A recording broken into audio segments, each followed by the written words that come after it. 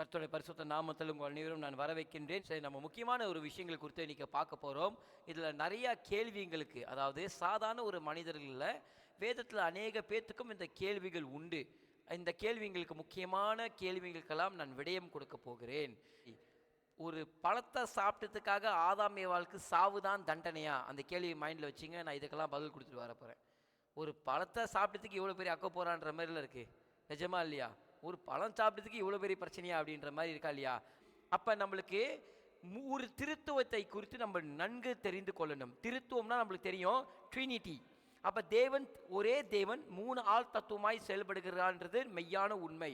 அப்போ தேவனுடைய தன்மை பிதாவும், நீதியாகிய பிதாவும், கிருபையாகிய இயேசு கிறிஸ்துவும், குமாரனாகிய இயேசு கிறிஸ்துவும், அவருடைய பரிசுத்தத்தை வெளிப்படுத்தி காட்டுற பரிசுத்த ஆவியானவர் என்ற திருத்துவத்துக்குள்ளால தேவத்துவம் எங்குது. எது இயங்குது? தேவத்துவம் இயங்குது. ஸோ பரலோகம் இந்த அடிப்படையில் தான் இயங்குகிறது. நீதி, கிருபை, பரிசுத்தம். அப்பதான் இந்த ட்ரினிட்டி, தேவனுடைய திருத்துவம். அப்போ நீதியை வெளிப்படுத்துறதுக்கு பிதாவென்றும், குமரனை வெளிப்படுத்துறதுக்கு கிருபை என்றும், அதே போல பரிசுத்தத்தை வெளிப்படுத்துறதுக்கு பரிசுத்த ஆவியானவர் என்ற ஆள் தத்துவத்தை குள்ளால தேவன் வேலை செய்து கொண்டிருக்கிறார். அதனால தான் திருத்துவத்தை விளங்கி கொள்ளாதவர்கள் பார்த்தீங்கன்னா அநேக நேரத்தில் வேதத்தை புரட்டுவாங்க. என்ன உங்களுக்கு 3 கடவுளா? பைபிள் ஒரு கடவுள் இருந்து ஒரு இடத்துல நீங்கள் 3 கடவுள்ன்றீங்க. இது விளங்காதவர்களுக்கு நம்ம சொல்லி புரிய வைக்க முடியாது. எப்படி நான் ஒரு மனுஷனாய் நின்று உங்கள் முன்னுக்கு இங்கே பேசி கொண்டிருக்கும் பொழுது நான் பேசுறேன்னா என் சத்தம் உங்களோட பேசுறதா கேட்டிங்கன்னா, நான் உங்கள் காதுக்குள்ள வந்து பூந்துன்னா என் சத்தம் வந்து பூந்துச்சா?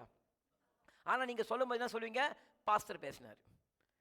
இப்போ நான் பேசினா என் சத்தம் பேசுனது கேட்டால் உங்களால் பதில் சொல்ல முடியாது. அப்போ நானும் என் சத்தமும் ஒன்று, எனக்குள்ளால வாசம் செய்கிற என்னுடைய ஆவியும் நானும் ஒன்று. ஏன் எபினேசர் இங்கே இருக்கிற உங்கள் மத்தியில் ஒரு வேலை தெரியாது, ஒரு வேலை ஒரு மரணம் ஏற்பட்டுச்சால் அந்த மரணத்தோடைய சரீரம் அங்கே இருக்கும். ஆனால் அந்த சரீரத்தை ஏன் கட்டி பிடிச்சிட்டு அழுகுறோம்? ஏன்னா நம்மளுக்கு தெரியும் இனி நம்மளோட அவர் வாழ மாட்டார், அவர் உயிர் நீத்திட்டார். அப்போ தமிழில் ஒரு வார்த்தைக்கு உயிர் நீத்திட்டார், உயிர் விட்டுட்டார். அப்படின்னா உயிர்னு உள்ளுக்குச்சா, அதுவும் நான் தான். இது 3 உங்கள் கண்ணுக்கு தெரிஞ்சா? என் சத்தம் உங்கள் கண்ணுக்கு தெரியுதா? என் ஆவி உங்கள் கண்ணுக்கு தெரியுதா? உங்களுக்கு தெரியுது இந்த ஒன்று தான். Correct, exactly. சரீரம் மூப்பர் தான் கரெக்டாக பாயிண்டோட வராரு. அதான் மேட்ரு இன்னைக்கு. அதுதான் இன்னைக்கு மேட்ரு, சரீரம். அப்போ இந்த சரீரம் என்னன்றதான் இன்னைக்கு நம்ம பார்க்க போகிறோம். ஏன் பிசாசு இதுக்காக தர்க்கம் பண்ணா? மோசையோட வரைக்கும் டைம் இருக்குமா தெரியாது, கர்த்தர் சித்தமானால் அதுக்குள்ளே போகலாம். அப்போ இந்த சம்பவத்துக்குள்ளால் நம்ம தெரிஞ்சுக்கணும், இந்த திருத்துவத்துக்குள்ளால் தான் தேவன் வேலை செய்து கொண்டிருக்கார். நமக்குள்ளாலையும் ஒரு திருத்துவம் இருக்கு. உள்ளான மனுஷனாகிய நான், ஆவிக்குரிய மனுஷன் நான், என் சத்தமாகிய மனுஷன் நான், உங்கள் கண்ணுக்கு தெரியும் இந்த மாம்சத்துக்குரிய மனுஷனாகிய நான். இந்த 3ம் நான் தான். ஆனால் நான் 3 ஆள் தத்துவமாய் வேலை செய்து கொண்டிருக்கிறேன். தேவனும் 3 அல்ல, ஒருவராக இருக்கிற தேவன் 3 ஆள் தத்துவமாக வேலை செய்கிறார்.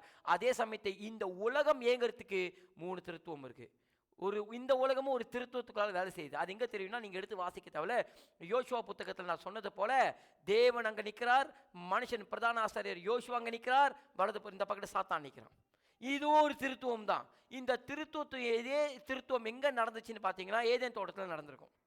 சர்ப்பம் இருக்குது, ஆதாம் ஏவாள் இருக்காங்க, தேவன் இருக்காரு. இதே திருத்துவம் அங்கே காணப்படுகிறது.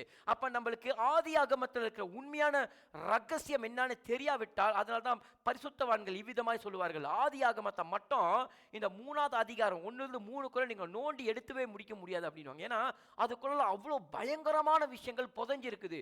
ஒவ்வொரு நாளும் எனக்கும் புதிதாக தான் இருக்குது. ஆண்டவரே, இதுக்கு இது அர்த்தமாகுமா, இதுக்கு இது அர்த்தமாகுமா? அப்போ தேவன் பரிசுத்தவான்கள் கொண்டு வேதத்தை எழுதும் பொழுது அவங்களுக்கு தேவ ஆவியானவர் ஒரு சில வெளிப்பாடுகளை கொடுத்திருக்காங்க. அந்த வெளிப்பாடை கொண்டுதான் அவங்க பரிசுத்த வேதாகமத்தை எழுதினார்கள்.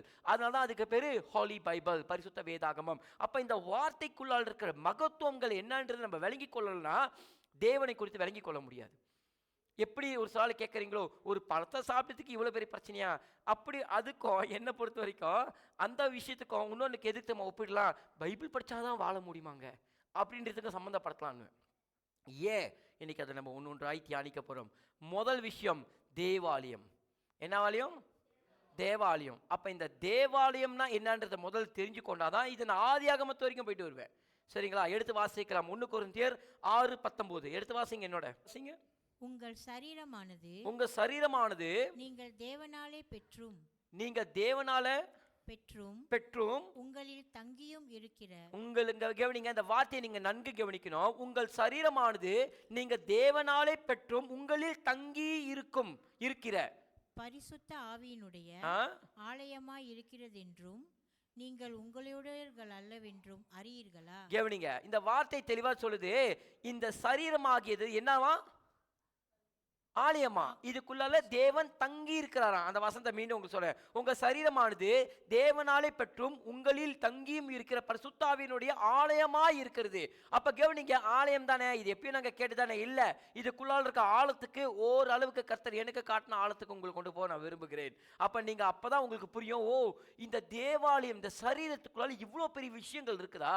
அப்ப அதுக்கு தான் இந்த பிசாசு இந்த மாம்சத்துல பிரச்சனையை உண்டு பண்ணிக்கிட்டே இருக்கானன்றதை நீங்க விளங்கி கொள்ள முடியும். இதை விளங்கி கொள்ளாத வரைக்கும் உங்க சரீரத்தை, உங்க மாம்சத்தை உங்களால் ஜெயிக்க முடியாது. அதே சமயத்தில் இதை நீங்க விளங்கிக்கிட்டீங்கன்னா 100% ஜெயிச்சிருவீங்களா கேட்டா எனக்கு தெரியாது. ஏன்னா அது உங்களுக்கும் பரிசுத்த ஆவியானவருக்குரிய அந்த உறவு தான் அதை தீர்மானிக்கும். இது தேவனுடைய ஆலயம், அவராலே பெற்றும் தேவனாலே பெற்றுக்கிட்டுமா இந்த சரீரத்தை, விளங்குதா உங்களுக்கு, இந்த தேவாலயத்தை. அப்ப சொல்றாரு, ஓகே நானே வாசிக்கிறேன். நீங்கள் உங்கள் உடையவர்களாய் அல்ல என்றும் அறியீர்களா? அதாவது இந்த சரீரம் உங்களுக்குரியது இல்லை என்று நீங்கள் அறிந்திருக்கிறீர்களா? அவர் அதுதாங்க கேட்க வர்றார். இந்த சரீரத்துக்கு சொந்தக்காரன் யாரா? நம்மளையா? நம்ம நினைப்போம் இது என் பாடி, ஐ லவ் மை பாடி, இது என் பாடி. எக்ஸ்கியூஸ் மீ, இதை படைத்தவர் பார்த்திருக்கிறார். இப்போ அதான் பிரச்சனை இல்லையே. ஒரு தாயும் தந்தையினுடைய அந்த அணுக்கின் சேர்க்கையின் மூலியமா தானே நாங்கள் உண்டாகணும். நீ சொல்றது அத்தனையும் உண்மை, அதை சயின்ஸ்குள்ளால இதோட கிரியேட்டர் மேட்டர் நிற்கிறேன். நான் இப்போ இதை உண்டு பண்ணினவர் இடத்துல இருந்து அவர் தான் இப்போ பேசிக்கிட்டு இருக்காரு. இப்போ என்கிட்ட கேட்டிங்கன்னா நீங்கள் சொல்லலாம், உங்கள் சரீரத்துக்கு நீங்கள் உரிமை இல்லை, நீங்கள் சொல்ல முடியாது அப்படின்னு. ஆமாம், நான் சொல்ல முடியாது, ஆனால் படைத்தவர் சொல்லலாம்ல. அதனால தான் படைத்தவர் சொல்கிறார் என்னதுன்னு, இந்த சரீரம் உங்களுடையதல்ல. இந்த சரீரத்துக்கு உரிமையாளர் ஒருத்தர் இருக்கிறாரு, படைத்தவர் இப்போ உங்களோட பேசி கொண்டிருக்கிறார். அப்போ நீங்கள் அதை விளங்கி கொள்ளணும்னா அப்படியே 1 கொரிந்தியர் 3:16 வாசிங்க. நீங்கள் தேவனுடைய ஆலயமாய் இருக்கிறீர்கள் என்றும் தேவனுடைய ஆவி உங்களில் வாசமாய் இருக்கிறார் என்றும். கவனிங்க, நீங்கள் தேவனுடைய ஆலயமாய் இருக்கிறீர்கள் என்றும் அதுக்குள்ளால பரிசுத்த ஆவியானவர் வாசமாய் இருக்கிறார்னா புரியுது என்ன அர்த்தம்ட்டு? நிரந்தரமாய் தங்கி இருக்கிறாராம். என் வார்த்தையை தெளிவாய் கவனிங்க. நான் உங்களை ஒரு ஆழத்துக்குள்ளால கொண்டு செல்ல போறேன். நீங்க ஒருவேளை இன்றைக்கு ஆன்லைன்ல யாராவது பார்த்துருப்பீங்கனால் உங்க வாழ்க்கையில ஒரு 1.25 மணி நேரத்தை ஒதுக்குங்க கொஞ்ச நேரத்துக்கு. நான் எனக்கு சொல்ற போற காரியங்கள் ரொம்ப முக்கியமான காரியங்கள். நான் இந்த மாதிரி ஆழமான விஷயங்கள் எல்லா நேரத்திலும் பேசுறதும் கிடையாது. ஒருவேளை உங்களுக்கு தெரிஞ்சிருக்கலாம், தெரிஞ்சாலும் மற்றவங்க இடத்துல போய் சொல்ல இது உங்களுக்கு உதவியா இருக்கும். நீங்கள் தேவனுடைய ஆலயமாய் இருக்கிறீர்கள், தேவனுடைய ஆவி உங்களில் வாசமாய் இருக்கிறார் என்றும் அறியாது இருக்கிறீர்களா? இன்னைக்கு நிறைய பேத்துக்கு அறியல, இது தேவனுடைய ஆலயம், என்னுடைய சரீரமானது தேவனுடைய டெம்பிள், இதுக்குள்ள தேவ ஆவியானவர் வாசமாய் இருக்கிறார் என்றது அறியாமல் இருக்கிறீர்களான்னு கர்த்தர் கேட்கிறார். பரிசுத்த ஆவியானவர் கேட்கிறார், உங்களுக்கு தெரியலையே அந்த டெம்பிளுக்குள்ளால நான் இருக்கிறேன், இதுக்குள்ளால நான் லிவிங் காட், இதுக்குள்ள நான் வாசமாய் இருந்துகிட்டு இருக்கிறேன், நான் இதுக்குள்ள ஜீவிக்கிறேன். அப்படி சொல்ற தேவன் நம்மளுக்கு தெரியும். முதல் தேவாலயம் எது? உண்மையாலே தேவன் முதல்ல உண்டு பண்ணது ஏதேன் தோட்டத்துல ஒரு தேவாலயம், அது ஆதாம் என்ற ஒரு தேவாலயம். ஆனாலும் அது ஒரு ரெப்ளிகா மாடல் தான். நம்ம எங்க பார்க்கறோம்னா பரலோகத்திற்கு அதே சாயலாய் தேவன் வனாந்தரத்துல கூடாரங்களை உண்டு பண்ணார். டெபர்னேக்கல், தேவனுடைய ஆசாரிப்பு கூடாரத்தை உண்டு பண்ணினார். அது ஒரு புறம், தெரியாதவர்கள் போராட தேவையில்லை. அப்ப நம்மளுக்கு தெரியணும், தேவனுக்கு ஒரு பிளான் இருந்துச்சு. அதை தேவன் எப்படியெல்லாம் திட்டம் போட்டார், அதுக்குள்ளால சாத்தான் தேவனுடைய திட்டத்தை தடுக்கல. ஆனா அதுக்குள்ளால் எப்படி ஒரு குளறுபடியை மனிதனை கொண்டு உண்டு பண்ணார் தான் நீங்க நம்ம பார்க்க போறோம். ஸோ அதான் சொன்னேன், இந்த திருத்துவத்தை நீங்க விளங்கி கொள்ளணும். தேவன், மனிதர்கள், பிசாசு, இந்த திருத்துவத்தை நீங்க விளங்கி கொண்டீர்களானால் இது அநேக நேரத்தை உங்களுக்கு பெரிய உதவியா இருக்கும். எடுத்து என்னோட வாசிங்க, அப்போஸ்தலர் நடபடிகள் 7, புக் ஆஃப் ஆக்ட்ஸ் சாப்டர் 7:48.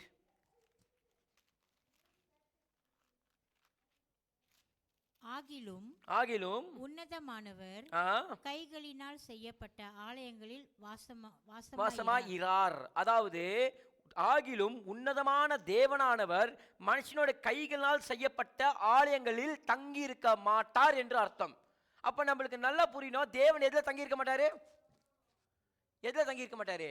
மனுஷனுடைய கைகளால் உண்டு பண்ண எந்த தேவாலயங்களையும் கர்த்தர் தங்கி இருக்க மாட்டார். இதை நீங்க தெளிவாய் விளங்கிக் கொள்ளணும். ஏனென்றால் என்னது 1 ராஜாக்கள் 7வது அதிகாரம் நினைக்கிறேன், அதுல போட்டிருக்கு பாருங்க, வானங்களும் அவரை கொல்லாதான், அவரை வானங்களே அவரை அடக்க முடியலையா. அவரோட மெஜஸ்டிக்கை வெளிப்படுத்தி காட்டுறதுக்காக அவர் ஒன்று சொல்றாரு, வானம் என்னுடைய சிங்காசனம், பூமி என்னுடைய பாதபடின்றாரு. the earth is my footstool. இந்த பூமி என்னுடைய கால் வைக்கிற இடம், வானம் என்னோட சிங்காசனம்ன்றார். அவ்வளோ பெரிய மெஜஸ்டிக் காட் எப்படி சாதாரண ஒரு தேவாலயங்கள் தங்கி இருப்பாரு? மனுஷன் கையினால் உண்டு பண்ணதே. என் வார்த்தை விளங்குதா உங்களுக்கு? அப்படின்னா அவர் எங்க தங்கி இருப்பாரு? இப்ப மனுஷன் உண்டு பண்ண தேவாலயம் ஒன்று இருக்குல்ல, அதுல அவர் தங்கி இருக்க மாட்டாராம். ஏன்னா மனுஷன் சாதாரண மனுஷன் தானே, தேவதூதர்கள் சற்று குறைவாய் படுத்தவர் தானே, தேவன் தேவ தூதரை காட்டிலும் மேலானவர். விளங்கிக் கொள்ளுங்க.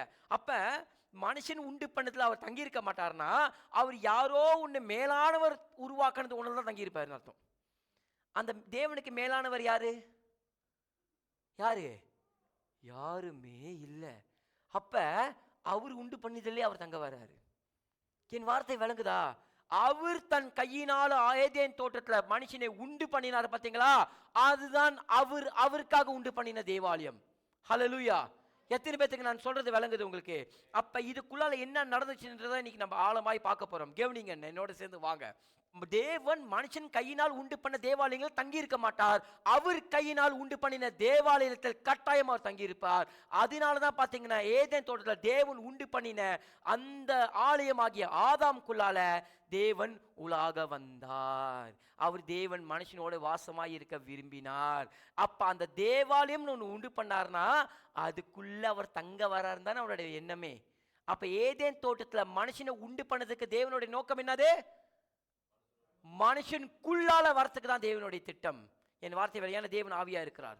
தேவன் அவருடைய சித்தத்தை செயல்படுத்துகிறதுக்கு அவருடைய ஆவியை உடைய மனிதர்கள் வேணும் தேவனுக்கு. இதை தான் ஒரு சால தெளிவா விளங்கிட்டு என்ன சொல்லிட்டாங்கன்னா, நீங்க தேவர்களா இருக்கிறீர்களே. அது தேவன் பிகினிங் பிளானு, அது ஏர்லி ஸ்டேஜ் பிளானு. அந்த பிளான் இப்போதைக்கு கொலாப்ஸ் ஆச்சு. ஆனா அந்த பிளானுக்குள்ள தேவன் வருகிறார். ஏன்னா அவர் திட்டத்தை யாரும் தடை செய்ய முடியாது. அப்ப நம்ம திட்டமாய் தெளிவாய் விளங்கிக் கொள்ளணும். தேவன் மனுஷனை உண்டு பண்ணதே அவனுக்குள்ளால வாசம் பண்ணணும் என்ற நோக்கத்துக்காக தான். அப்ப நீங்க விளங்கிக் கொள்ளணும், தேவன் மனுஷனை உண்டு பண்ணது எதுக்காக? எனக்குள்ளால தேவன் வாசமா இருக்கிறதுக்காக தான் மனுஷனை உண்டு பண்ணினார். அப்ப ஒவ்வொரு மனிதனும் கர்த்தர் எதுக்காக உருவாக்கினார்னா, அவருடைய ஆவியை கொடுத்து மனுஷனுக்குள்ளால் தங்கி இருக்கும்படிதான் மனுஷனை உண்டு பண்ணினார். இதுதான் தேவனுடைய முதல் நோக்கம். கேட்குறீங்களா? கர்த்தர் ஏன் மனுஷனை உண்டு பண்ணார்? ஏன் உண்டு பண்ணார்? ஒன்றும் இல்லை, அவர் ஆவி உங்களுக்குள்ளால வச்சு உங்களுக்குள்ளால வாசமாக இருக்கிறது அவருடைய நோக்கம். அப்ப ஏன் நான் ஒரு தேவாலயம், கர்த்தர் தேவாலயத்தில் தங்கி இருப்பார். வசனமே தெளிவா சொல்லிருச்சு புதிய ஏற்பாடுல. என்னதுன்னு? இந்த சரீரமாகிய தேவாலயமாக்குள்ளால தான் தேவ ஆவியானவர் வாசமாய் இருக்கிறார், தங்கி இருக்கிறார்னு வேதம் சொல்லுகிறது. அப்ப உங்களுக்கு இது விளங்கணும்னா நீங்க ஆதி ஆகமத்துக்கு மீண்டும் என் கூட வரணும். எடுத்துக்கொள்ளுங்க, ஆதி ஆகமம் 2:7 எடுத்து வாசிங்க. தேவனாகிய கர்த்தர் மனுஷனை பூமியின் மண்ணினாலே உருவாக்கி, எதினால்? பூமியின் மண்ணினால் உருவாக்கி ஜீவ சுவாசத்தை அவன் நாசியிலே ஊதினார். மனுஷன் ஜீவாத்மானான். கவனிங்க, மனுஷனே பூமி இருக்க மண்ணை எடுத்து உண்டு பண்ணாராம், அதுல அவரோட ஜீவ சுவாசத்தை வைத்தாராம். இங்க கவனிங்க என்னோட, இப்ப மனுஷனை எடுத்தவனே மண்ணிலிருந்து உண்டு பண்ணிட்டாரா? பண்ணியிருப்பாரா? பண்ணியிருக்க மாட்டாரா? இன்னைக்கு இதோட ரகசியங்களை நான் உங்களுக்கு வெளிப்படுத்த விரும்புகிறேன். ஒரு வசனத்தை மேலிருந்து வாசிங்க, 6ஆம் வசனத்தை, ஆதியாகமம் 2:6 வாசிங்க. அப்பொழுது மூடு பனி பூமியிலிருந்து எழும்பி பூமியை எல்லாம் நனைத்தது. அதுக்கப்புறம் தான் பாத்தீங்கன்னா தேவனாகிய கர்த்தர் மனுஷனை பூமியின் மண்ணிலிருந்து எடுத்து உண்டு பண்ணினார். பண்படுத்த மனுஷன் இராததுனால், அதாவது பூமியை பண்படுத்தணுமா, தில் பண்ணணுமா. அப்ப இல்லாதனால கர்த்தர் என்ன பண்ணார்னா, அந்த நேரத்தை மழை இல்லை. விளங்குதா உங்களுக்கு? மழை இல்லை. பைபிள் ஆராய்ச்சி பண்ற ஆராய்ச்சியாளர்களுக்கு தெரியும், நோவாவின் ஜலப்பிரளயம் தான் அந்த மழை. அதனால்தான் ஜல்லங்கள் பெருமழை வரும், வெள்ளம் வரணுமே யாரும் நம்பவே இல்லை. என் வார்த்தை விளங்குதா? அவனும் சும்மாலாம் சாவலை, அவனுக்கு உண்மையாலே தெரியாது வெள்ளம் வரணும் அது எப்படி இருக்குன்னு தெரியாது. இவன் என்னடா சம்பந்தம் எல்லாம் பெரிய படகு ஒன்று கட்டிக்கிட்டு இருக்கான், இவன் வரத்தான் அப்படின்னு நோவாவை கிறுக்க மாரி பார்த்தாங்க. அப்ப நீங்க தெளிவா விளங்கிக் கொள்ளணும், அந்த இடத்த தேவன் என்ன செய்யறாரு? மூடு பனி. இப்ப நான் உங்களோட வார்த்தை கேட்கறேனே, நீங்க என்னோட சேர்ந்து இதை பாருங்க. இப்ப இங்க இந்த இடத்துல ஒரு கோலை இருக்கு, தண்ணி இருக்குது, இது தண்ணி. ஆமாவா? ஒரு சொட்டு தண்ணி உழுவு தெரிஞ்சா? இப்ப இந்த தண்ணி உழுந்து தெரிஞ்சா? இப்ப கவனிங்க, தண்ணி உழுவு தெரியுதா? ஓகே, இப்ப இந்த தண்ணி எடுத்தோன்னு கீழே ட்ராப் ஆச்சே, ஏன் அது அந்த இடத்துல நிக்கல? ஏன் அது அந்த இடத்துல நிக்கல? ஏன்னா தண்ணிக்குள்ளால இப்ப தண்ணியோடைய மோலிக்யூல்ஸ் அதிகமா இருக்கு. அப்ப அது என்ன செய்யுதுன்னா நேர தண்ணி தரைக்கு வந்துருச்சு. ஆமாவா? ஆனா பனி அப்படி இல்லை.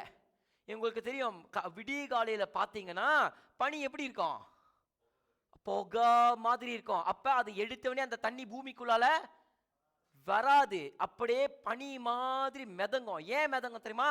அதோடைய மொலிக்யூல்ஸ்ல எது அதிகமா இருக்குன்னா காற்றும் தண்ணியும் கலந்துருக்குது, அதுதான் பனி.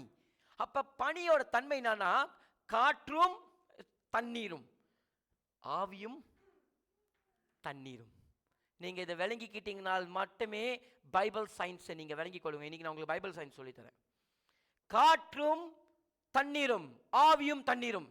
அதனாலதான் அவர் சொன்னாரே, ஒரு மனுஷன் இந்த ரெண்டுத்தினால உருவாக்கப்படாவிட்டால் அவனால மனுஷனாய் மீண்டும் பிறக்க முடியாது. ஆதாம் மனுஷனாய் கர்த்தர் பிறக்க உருவாக்குறதுக்கு முன்னவே நம்ம பிறப்புனா என்னத்தை மன்னிச்சுக்கணும், ஏதோ தாயின் கருவுல மட்டும் வந்துதான் பிறப்புன்னு இல்ல. ஆதாமும் கர்த்தருடைய கரத்தினால் பிறந்து வந்தார். தேவன் அவனை உண்டு பண்ணினார், அதான் அவன் பிறப்பு. அப்ப தேவன் ஆதாமை உண்டு பண்றதுக்கு எதை பயன்படுத்தினார் தெரியுமா உங்களுக்கு? ஆவியும் தண்ணீரையும் ரெண்டுத்தையும் பயன்படுத்தி அந்த மண்ணை எடுத்து ஆதாமை உண்டு பண்ணினார். இதனால்தான் நிக்கோதேமியோ வந்து கேட்கும் பொழுது யோவான் 3வது அதிகாரத்துல, ஒரு ஆவினாலும் ஜலத்தாலும் பிறவாவிட்டால் தேவராஜ்யத்துல பிரவேசிக்க முடியாதுன்னு சொன்னார். அப்ப நீங்க அதோடைய ஆழத்தை விளங்கிக் கொள்ளணும்னா வேதத்தை இன்னும் ஆழமாய் சொல்லணும், இன்னும் ஆழமாய் போகணும். என் வார்த்தை எத்தனை பேருக்கு விளங்குது? ஹல்லேலூயா. அப்ப இந்த ரெண்டு காரியத்திலே உங்களுக்கு தெரியணும், மனுஷனை உண்டு படுத்துறதுக்கு கர்த்தருக்கு எதிர்த்தமா, கர்த்தருக்கு எதை கொண்டோனா உண்டு பண்ணிடுவார். ஆனா அவருக்கு ஒரு மேத்தமேட்டிக்ஸ் இருக்கு. அவர் God is God of number. நம்ம கர்த்தர் வந்து சும்மா இவங்க நம்புற மாதிரி சிலுவையில தொங்கிட்டு இருக்கிறவர் கிடையாது. என் வார்த்தை விளங்குதா? நம்ம தேவன் எப்படிப்பட்டவர்னா சகலத்தையும் உண்டு பண்ணினவர். அதுக்குள்ளால சயின்ஸ் இருக்கும், அதுக்குள்ள இன்ஜினியரிங் இருக்கும், அதுக்குள்ளால மெடிசன் இருக்கும். என் வார்த்தை விளங்குதா? முதல் குளோனிங்கே அவர் தான் பண்ணாரு. எப்படி செஞ்சாரு? ஆதாமுடைய விலா எலும்பு எடுத்து பெண்ணை குளோன் பண்ணிட்டாரு. யார் சொன்னா பைபிள்ல மெடிசன் இல்லைன்ட்டு? பைபிள்ல இன்ஜினியரிங் இருக்கு. பூமியை உண்டு பண்ணினார் பாருங்க, 6 நாள்ல உண்டு பண்ணினார். 7ஆம் நாள் ஒண்ணுமே செய்யறதுக்கு இல்லாதனால தான் ஓய்ந்து இருந்தார்.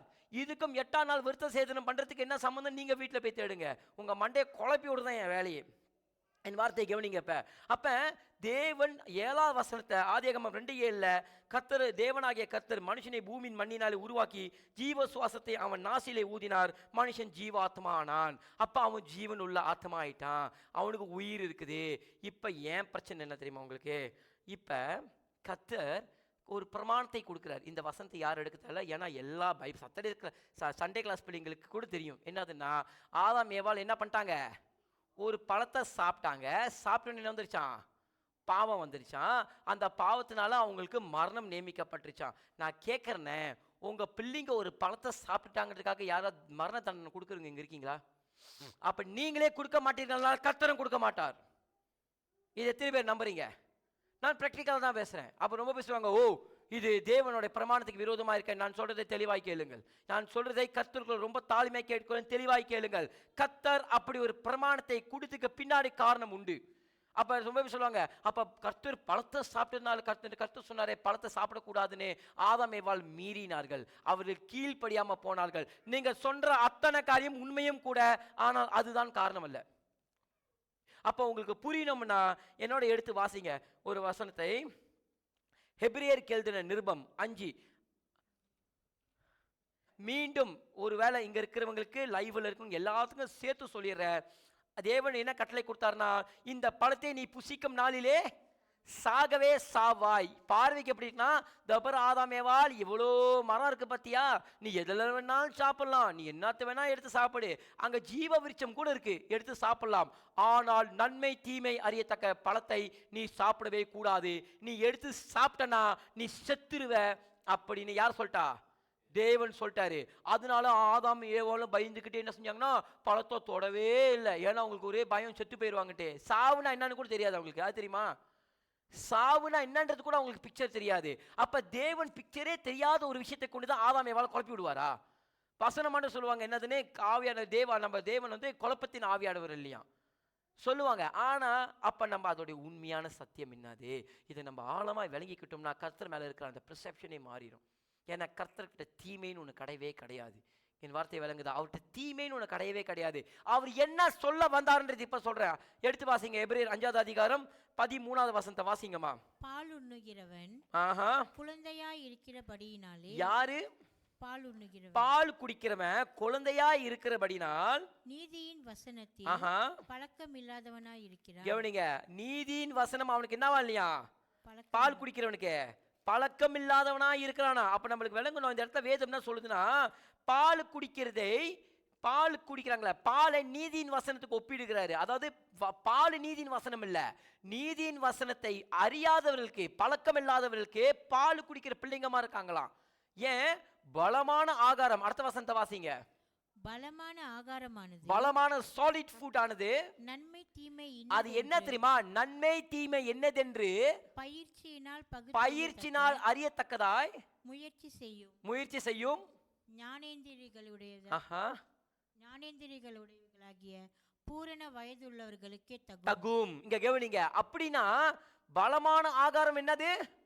நன்மை தீமை அறியத்தக்க ஞானம். அது எப்படி கிடைக்க தெரியுமா உங்களுக்கு? பயிற்சினால், ட்ரைனிங். நான் இங்கிலீஷ்ல பாத்தீங்கன்னா ட்ரைனிங் கொடுத்துருக்கோம், எக்ஸசைஸ் கொடுத்துருக்கோம். என்னது? பரிசுத்த ஆவியானவர் வந்து உங்களுக்கு சொல்லி கொடுப்பார், இது நன்மை இது தீமை அப்படின்றதை உங்களுக்கு என்ன செய்வார்? விளங்க செய்வார். இப்ப பால் குடிக்கிற, இப்ப நம்மளுக்கு தெரியும், இங்க குழந்தைங்க கூட இருக்குதுங்க. எடுத்துனே ஒரு பால் குடிக்கிற குழந்தைகிட்ட போயிட்டு சோத்தை திணிச்சா பிள்ளை என்ன ஆயிரும்? செத்துரும். ஏன் தெரியுமா? அந்த பிள்ளைக்கு அதை மெல்ல தெரியாது, முழுக தெரியாது, சோக் ஆயிரும். அது தெரியுமா உங்களுக்கு? இப்ப அந்த ஒரு குழந்தைக்கு யாராவது இங்க இருந்தீங்கன்னா கொண்டு போய் ஒரு ஆப்பிள் பழத்தையோ ஒரு பெரிய பழத்தை சாப்பிட்டு கொடுங்க, என்ன ஆகும்? பிள்ளைக்கு முழுங்க தெரியுமா? முழுங்க தெரியாம பிள்ளை செத்துரும். இதுதான் ஏதேன் தோட்டத்தில் நடந்துச்சு. ஆதாம் பிறந்த மனுஷனா இருக்கும் பொழுது அவனுக்கு நன்மை தீமை என்னதுன்றது அறியாம இருக்கும் பொழுது கர்த்தர் சொன்னார், என்னது? இப்போதைக்கு அந்த மரத்துக்கிட்ட கூட ஏன் போவாதன்னா இதான் சொன்னாரு. அவர் சொன்ன அந்த மரத்துக்கிட்டையும் போவாது. ஏவாள் சொல்றாங்க பாருங்க, அந்த மரத்துக்கிட்டே போகக்கூடாதுன்னு சொன்னார். ஏன்? அந்த மரத்துக்கிட்டே போவாதீங்க, உங்களுக்கு அந்த மரத்தை குறித்து தெரியாது. உங்களுக்கு நீங்க பிறந்த குழந்தையா இருக்கிறனால இந்த நன்மை தீமை என்னது நீங்க அறிஞ்சிருக்கிறதுக்கு முன்னாடி நீங்க சாப்பிட்டீங்கன்னா நீங்க சோக் ஆகி செத்துருவீங்க தான் கர்த்தர் சொல்ல வந்தார். உங்களுக்கு மரணம் வந்துடும், உங்களுக்கு தெரியாத ஒண்ணு உங்களுக்கு நடக்க ஆரம்பிச்சிடும். அதனால தான் அந்த பழத்தை சாப்பிடாதீங்கன்னு கர்த்தர் சொன்னார். அப்ப கர்த்தர் என்ன சொல்ல வந்திருக்காரு தெளிவாய் மீண்டும் ஒரு விஷயம் உங்களுக்காக இதை நான் மறுபடியும் சொல்ல விரும்புறேன். அப்ப நம்ம ஹெபிரேயர் புத்தகத்துல பார்த்த மாதிரி நன்மை தீமை என்னதென்று அறியத்தக்கதாய், அது எப்படி தெரியும்னா இது நல்லது இது கெட்டது. புரியுற பாஷையில சொல்றேன். ஒரு குழந்தை இங்க இருக்குது, இப்ப அலிஷா இருக்கா, சின்ன குழந்தை, ஏன்னா இப்போதைக்கு அதான் பேபி. இப்ப அவளை இங்க ஓட விட்டு மின்னுக்கு ஒரு பெரிய கிங் கோபரா விட்டு அது என்ன செய்ய போவோம்? போய் பிடிக்க போவோம். ஏன்னா அதை பொறுத்த வரைக்கும் அது ஒரு விளையாட்டு சாமா. ஆனா இவ்வளவு பெருசா இருக்கிற நீங்கள் என்ன பண்ணுவீங்க? துண்டாக்கான துணியக்கான ஓடிடுவீங்க. ஏன் ஓடுவீங்கன்னா உங்களுக்கு தெரியும் இந்த பாம்பு, இது பாம்பு, அதுவும் விஷமுள்ள பாம்பு, இது என்னை கடிச்சிச்சுன்னா என் உடம்புல விஷம் ஏறி நான் செத்துருவேன், அதுக்கு பாசிபிலிட்டிஸ் இருக்குன்னு தெரிஞ்சு பயந்து ஓடுறீங்க. அப்போ உங்களுக்கு நன்மையும் தீமையும் பகுத்தறியத்தக்கதா எப்படி வந்துச்சு? நீங்களும் தான் குழந்தையா பிறந்து வந்தீங்க. குழந்தையா பிறந்து வந்த உங்களுக்கு பிறகு சொல்லி கொடுக்கப்பட்டு கற்பிக்கப்பட்டு அநேக காரியம் உங்களுக்கு போதிக்கப்பட்டதுக்கு அப்புறம் இது நல்லது இது கெட்டதுன்னு உங்களுக்கு அறியப்படுச்சு. அதுக்கப்புறம் தான் உங்களுக்கு இந்த பாம்பு விஷ முடியுதுன்னு தெரிஞ்சு. என் வார்த்தை விளங்குதா? அதே மாதிரி தான் ஆதாமுக்கு ஒண்ணுமே தெரியாத நேரத்தில் பிசாசு என்னத்தமா பண்ணிட்டான்? நன்மை தீமை என்ற பாம்புன்ற, அதான் தேவன் அந்த இடத்துல பாம்பை சொல்றாரு, அது பாம்பு தான் விஷத்தை கொடுத்துருச்சு. போதனையின் வழியாக, கள்ள உபதேசத்தின் வழியாக. அதான் பாருங்க, என்ன பொறுத்த வரைக்கும் முதல் கள்ள உபதேசம் அங்கதான் பிறந்துச்சு. அவன் கேட்கிற கேள்வியை எடுத்து வாசிங்களா, ஆதியாகமம் 3:1. அவன் டெக்னிக்கை கவனிங்க, அவன் கேட்கிற டைப்பை கவனிங்க. சர்ப்பம் ஒரே கேள்வியில உலகத்தை குழப்பிருச்சு. வாசிங்கம்மா. தேவனாகிய கர்த்தர் உண்டாக்கின சகல காட்டு ஜீவன்களை பார்க்கிலும் சர்ப்பமானது தந்திரம் உள்ளதாய் இருந்தது. அது ஸ்திரீயை நோக்கி, நீங்கள் தோட்டத்தில் உள்ள சகல விருட்சங்களின் கனியையும் புசிக்க வேண்டாம் என்று தேவன் சொன்னது உண்டோ என்றார். அதான் பவுல் சொல்லுகிறார், சாத்தானுடைய ஆழத்தை தெரியாம கால விடாதீங்க. உங்களுக்கு புரிய வாட்ச சொல்றேன், ஆழம் தெரியாம கால விடாதீங்க சாத்தானோட ஆழத்துல. ஏன்? அவன் தந்திரவாதி. அவன் ஆதி முதல் கொலை பாதகனா இருந்தான். வேதம் சொல்லுது ஆதி முதல் கொலை பாதகன்னா அவன் யாரை கொன்னான்? ஆதாமை கொன்னான். அதான் வேதம் சொல்ல, அவன் ஆதி முதல் கொலை பாதகன். அவன் இடத்துல உண்மை இல்லை, அவன் பொய்யன், அவன் பொய்க்கு தகப்பன். அப்ப நம்ம நல்லா தெரியணும். அப்ப பிசாசு முதல்ல பொய் சொன்னான். என்ன சொன்னான்? பொய் சொன்னான். குழப்பனான் பாருங்க, சொன்னது உண்டோ. அப்போ எல்லாத்தையும் அடிச்சு விட்டு நீங்க சாகவே மாட்டீங்கன்னு ஒரு பொய் உள்ள விட்டான். ஆனா அவன் மறைச்சிட்டு வேற ஒண்ணு, அவன் வேற ஒரு விஷயத்தை உள்ளுக்க மறைச்சிட்டான். ஏன்? அவனுக்கு தேவனுடைய திட்டங்களை குறித்து அறிந்தவனா இருந்தானா அறியாம இருந்தானா, இது உங்க பஞ்சாயத்துக்கு விட்டுறேன், இது எனக்கு தேவையில்லை. ஆனா என்ன பொறுத்த வரைக்கும் உங்களுக்கு சொல்றேன், இன்னும் பிசாசு கிரியை செய்து கொண்டுதான் இருக்கிறான். ஆனால் சொல்லுவாங்க, பிசாசுக்கு வலு இறந்து போச்சு, அவன் தலை நசுக்கப்பட்டாலும் சரி, இன்ன வரைக்கும் பார்த்தீங்கன்னா அந்த உடஞ்ச வாயோட போதனையை தப்பு தப்பாக கொடுத்து கொண்டே தான் வரும். உங்களுக்கு தெரியாமல் நிறையா விஷயங்கள் தவறாக விளங்கி கொண்டே தான் வரீங்க. நான் இதை ஏதோ கள்ள உபதேசங்கள் விரோதமாக பேச நினச்சிக்காதீங்க, அதோட டாபிக் இல்லை. எனக்கு அந்த டாபிக் பற்றி பேச பிடிக்காம போச்சு. ஏன்னா மன திரும்பினா நம்ம அதை பற்றி பேசலாம், மன திரும்பதெல்லாம் அதை பற்றி பேசவே கூடாது, கண்டுக்கவே கூடாது. நான் சொல்றது என்ன தெரியுமா, இன்றைக்கும் பார்த்தீங்கன்னா அப்படிப்பட்ட அந்த சாத்தானுடைய கிரியை நடந்து கொண்டே இருக்குது. அவன் இன்னும் பார்த்தீங்கன்னா உண்டோ. அதனால தான் பாருங்களேன், இப்படி கேள்வி கேட்கறவங்களாம் பார்த்தா அலர்ட்டா இருங்க. கேட்டால் அப்போலோஜெட்டிக் டீச்சிங்னுவாங்க. அதாவது அப்போஸ்தலருடைய டீச்சிங்ஸ் பார்த்தீங்கன்னா, அப்போஸ்தலர் புத்தகம் இல்லை, அப்போலோஜெட்டிக் டீச்சிங்ஸ்னா பார்த்தீங்கன்னா, பிலாத்து வந்து கேட்குறாரு, என்னதுன்னு, நீ ராஜாவா? அதுக்கு ஏசு திரும்பி ஒரு கேள்வி கேட்பாரு. பரிசேயன் வந்து கேட்பாங்க, என்னதுன்னு, ராயனுக்கு நம்ம வரி கட்ட மாட்டாவான்ட்டு காயின்ஸ் இருக்கா கேட்டுட்டு, இதை யார் முகம் இருக்குன்னு திருப்பி அவனே கேட்பாரு. கர்த்தர் இப்படி தான் கேள்வினாலும் திரும்பி கேட்பார். இதுதான் அப்போலோஜெட்டிக் டீச்சிங்ஸ். நான் அதில் பெரிய புலவர்லாம் கிடையாது, நான் அதில் தத்துக்குட்டி. விளங்குதா உங்களுக்கு? கேள்விக்கு கேள்வியாக திரும்பி போடுவார். இதே தந்திரத்தை பிசாசும் பயன்படுத்துகிறான். ஏன்னா அவனுக்கு இயேசுவை பார்த்தாலே காண்டு, ஜேலஸ். அவர் தேவனா இருக்கிறாரா, அதுக்கு சமமாக என்னால் வர முடியலையா, உடனே அவரோட டெக்டிக்ஸை கையாளுறான். வேற என்ன செய்யறது? பிசாசுக்கு அப்படி ஒரு வெக்கக்கட்ட பொழப்பு. அதனால தான் பாருங்க, எப்போ பார்த்தாலும் சரி, எங்கேயாவது ஒரு இடத்துல போயிட்டு தேவனுடைய அப்படியே காப்பி பண்ணுறது தேவனை. நான் இப்பயும் சொல்கிறேன், அந்த காப்பிக்கு மயங்கி எத்தனையோ பேர் இன்ன வரைக்கும் பார்த்தீங்கன்னா பிசாசுக்கு செவி சாய்த்து கொண்டு தான் இருக்கிறார்கள்.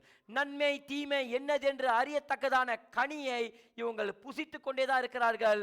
அது பயிற்சியின் வழியாக, எக்ஸசைஸ் மூலியமாக. எக்ஸசைஸ்னா இப்படி பண்ணுறீங்களா, அந்த எக்ஸசைஸ் இல்லை.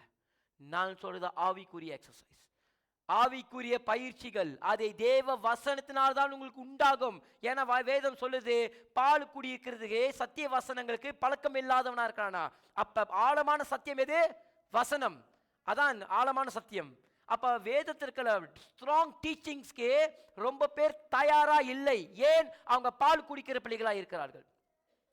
உங்களுக்கெல்லாம் செக் பண்ணி பாருங்க, என்னால் ஸ்ட்ராங் டீச்சிங், இப்போ நான் சொல்கிற டீச்சிங்ஸ் ஒரு ஆள் ஏற்றுக்க முடியலன்னா தயவாக மன்னிச்சு கொள்ளுங்க. நீங்கள் ஏற்றுக்கிட்டாலும் சரி, நீங்கள் பலமான உபதேசத்துக்கு தயாராக இல்லைன்னு அர்த்தம். எங்களுக்கு இந்த கிருபை பற்றி பேசுங்களேன், எங்களுக்கு இந்த பிளெஸ்ஸிங்ஸ் பற்றி பேசுங்களேன், எங்களுக்கு இந்த நோய் தீக்கிறது பற்றி பேசுங்களேன். எங்களுக்கு என்ன தேவை? நல்லா இப்போ சீக்கிரம் இருக்கும், நல்ல சீக்கிரம் குணப்படுத்துறதுக்கு விஷயம் பேசுங்களேன். எங்களுக்கு நல்ல பிளெஸ்ஸிங்ஸ், பண ஆசீர்வாதத்தை பற்றி பேசுங்களேன். இதெல்லாம் நான் பேசி தான் நீ உழைக்கப்படியா? நான் எப்பயும் வழக்கமாய் கேட்கறது போல, நீங்க இன்னும் பிச்சையே எடுத்துக்கொண்டு இருக்கீங்க.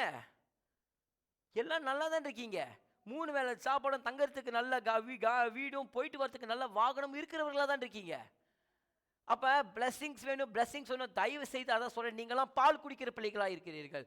ஏனென்றால் உங்களுக்கு அந்த பால் குடிய மறக்கவே மனசு இல்லை. ஒரு சில குழந்தைங்க பார்த்துருக்கீங்களா இல்லையா, பால் குடிய வயசு தாண்டிட்டாலும் பால் குடிய மறக்காதுங்க, பால் குடிக்க தான் ஓடுங்க.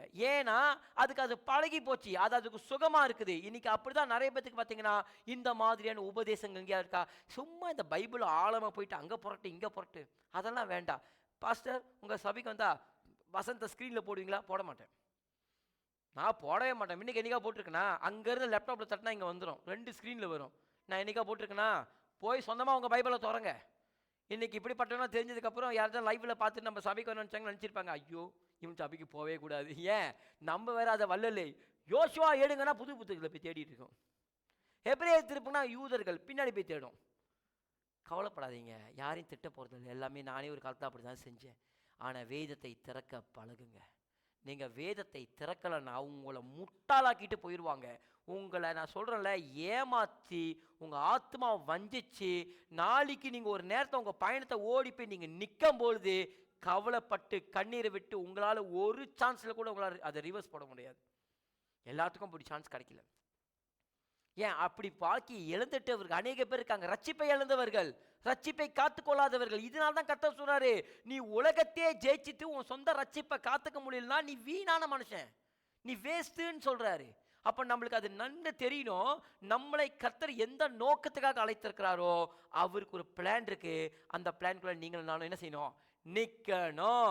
நம்ம அந்த பிளான்குள்ள இல்லாமல் இன்னைக்கு அநேக நேரத்தில் பார்த்தீங்கன்னா பிசாசோட பிளான்குள்ள போயிட்டோம்.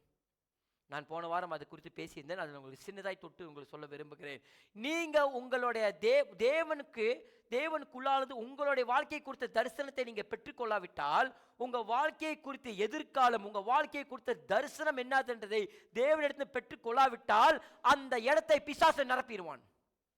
பிசாசு அந்த இடத்தை நிரப்பி அவன் திட்டத்தோட கொண்டு உங்களை நடத்தி கொண்டு போய் எங்கேயோ ஒரு மூலையில் உங்களை இடிக்க வச்சு உங்க வாழ்க்கையை நாசமாக்கிடுவான். Believe me, this is the moment you need to trust in God. இந்த தருணத்தில் நீங்க தேவனை நம்ப வேண்டிய தருணம் இது. நீங்க தேவனை நம்பல, என்ன நம்புங்க, பிசாசு அவனை தேவன் உங்களை நம்ப வச்சிருவான். இன்னைக்கு அநேக பேத்துக்கு அப்படிதான் தவறானவர்கள் மேல நம்பிக்கை போயிடுச்சு, ஏமாத்துறவங்கிட்ட மேல நம்பிக்கை போயிடுச்சு.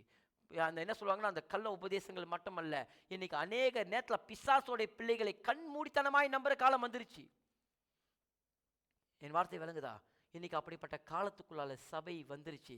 பவுல் சொல்றார், நான் சென்ற பின்பு, நான் போனதுக்கு அப்புறம் மந்தையை தப்ப விடாது ஓனாய் வரும்ன்றார். அவர் இருக்கும்போது வராது. ஏன் தெரியுமா? அவரு புத்தி உள்ள சிப்பாசாரி, is a wise master builder. உள்ளுக்கு வர விட அடிச்சு துரட்டி விட்டுருவாரு. எனக்கு ஆசை, கட்டிச்ச காலத்தில் அநேக அப்போஸ்தலர்கள் திரும்பி எந்திரிக்கணும், எந்திரிங்கடா அப்படின்னு. அப்படிப்பட்ட ஆவியெல்லாம் கருத்து திரும்பி ஊற்றி விடணும். கடைசி காலத்தில் அப்போஸ்தலர்கள் எந்திரிக்கணும். ஏன் தெரியுமா? அவன் தான் ஓட ஓட அடிப்பான். இவன்ல அவன் தான் ஓட ஓட அடிப்பான். இல்லைன்னா பிசாசு சபையை ஓட ஓட அடிக்கிற காலம் வந்துருச்சு. ஏன்? இன்னைக்கு ஏவாள்கள் போல மனிதர்கள் வந்து விட்டார்கள். மனிதர்கள் விளங்குதா? பெண்கள் அல்ல, மனிதர்கள் வந்துட்டாங்க. ஏன்? சர்ப்பம் என்ன சொல்லுதுன்னு கேட்போம், அது காட்டு விலங்கு. அதான் ஆதியாகமம் 3:1 தெளிவா, காட்டு விலங்குகளில், காட்டு விலங்கு நாட்டு விலங்குன்னு. காட்டு விலங்கு நாட்டு விலங்கத்தோட இடத்துக்குள்ள வரக்கூடாது. வந்ததுக்கு அப்புறமா ஏவாளுக்கு தெரியும், பேச்சு கொடுத்தா. உங்க வீட்டு முன்னைக்கு யாரும் இந்த கள்ள உபதேசங்க ஜோகோ விட்னஸ் வந்தாங்கன்னா விரட்டி அடிங்க, வந்தா துரட்டி அடிங்க. அதெல்லாம் பின்பமாய் அழகாய் அப்படியே அன்பா அப்படியே பாசத்தை காட்டி பொழிஞ்சு பேசுவாங்க கள்ள உபதேசிகள். இன்னும் நிறைய பட்டியல் இருக்குது. லைவ்ல சொன்னா சரியா வருமா தப்பா வருமான்றது ஆகுமான்றது ஞானம் கூட எனக்கு தெரியாது. அதான் வாயை நடக்கிறேன். இல்லைன்னா நான் வாயை அடக்கிறாள் இல்லை, நான் சொல்லிடுவேன் யாரெல்லாம் கள்ள உபதேசிகள்னு. அப்படிப்பட்டவர்களை பார்த்தா தூர விலகி ஓடுங்கள். போத்திபார் மனைவி இப்படியே கையை பிடிச்சி சட்டையை பிடிச்சி இழுக்கிறா, யோசேப்பு உருகிட்டு ஓடனா பார்த்தீங்க, அப்படி ஓடிடுங்க. துணியிலனாலும் பரவாயில்ல, ஆத்மாவை காத்துக்கொள்ளுங்கள். ஏன்? அவங்க குறி வைக்கிறது உங்க ஆத்மா. கவனிங்க இப்ப என்னோட. அப்ப முதல் தேவாலயம் ஆதாம். இந்த ஆலயத்தில் பிசாசு என்ன தெரியுமா செய்தான்? அந்த அவன் வந்து ஆவியை மட்டும் இல்லை, நம்மளுக்கு தெரியும் அந்த மனுஷன் ஆவிக்குள்ள மரணம் ஆயிட்டான் அப்படின்னா சொல்றவங்க இருக்காங்க. நான் கேட்கறேன், ஆவி செத்துச்சா இல்ல மனுஷன் மாம்சம் செத்துச்சா? மாம்சம் தான் செத்துச்சு. விளங்குதா? லேட்டா செத்துச்சு. ஆனா அது அறிவுக்காக கர்த்தர் அதை படைக்கவில்லை. ஏன்னா இதே மாம்சத்திற்கு நம்மளை மறுரூபமாக்கி எடுத்துக்கொள்ள அவர் வல்லவரா இருக்கிறார். அப்ப இந்த சரீரம் மறுரூபத்துக்கும் தகுதி உடையதா இருக்குது. அப்ப மாம்சத்தை கை வைக்க, இந்த ஆவியை கை வைக்காதீங்க. இந்த மாம்சம் தேவனோட தேவாலயம். அதா தேவன் ஒன்று உண்டு பண்ணாதான் பூமியை அழிக்க முடியுதா? எத்தனையோ முறை குண்டு குண்டு போட்டு பார்க்குறானுங்க, பூமி அழியுதா? என்னென்னோ பண்ணிட்டானுங்க. பெரிய பெரிய சுனாமி, பெரிய பெரிய பூகங்கம், என்னென்னவோ பார்த்துருச்சா அந்த உலகம், இன்னும் அழியாம இருக்குது. வார்த்தையினால் உண்டு பண்ணதே இவ்வளவு பலமாய் நிற்குமானால், அவர் கையினால் உண்டு பண்ண தேவாலயம் இதை காட்டிலும் இன்னும் அதிகமான மகிமையோடு நிற்கும். ஹல்லேலூயா! அது நிற்கும். ஏன்னா அதை கர்த்தர் கட்டின தேவாலயம், மனுஷன் உண்டு பண்ண தேவாலயம் அல்ல.